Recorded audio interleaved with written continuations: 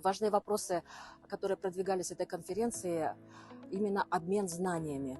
В этой конференции присутствовали участники из Монголии, из Казахстана, онлайн участвовали из Таджикистана.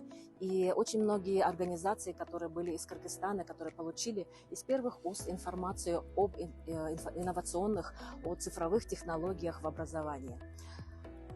Это важная идея, которая продвигает организация, глобальная организация КИКС, программа КИКС, поддерживаемая Глобальным фондом по образованию, для того, чтобы люди не вместе учились, чтобы вместе строили лучшие возможности для доступа детей к образованию, для доступа всем людям к образованию, потому что сейчас век нужно жить, постоянно учиться, и эти технологии нам дают возможности продолжить свое образование в течение всей жизни. Хотела бы поблагодарить за эту очень великолепную конференцию, которую провел Таллин форум, потому что это сейчас настолько актуальная тема, которая поднимает вопросы не только местного значения, но и глобального. Именно цифровизация образования.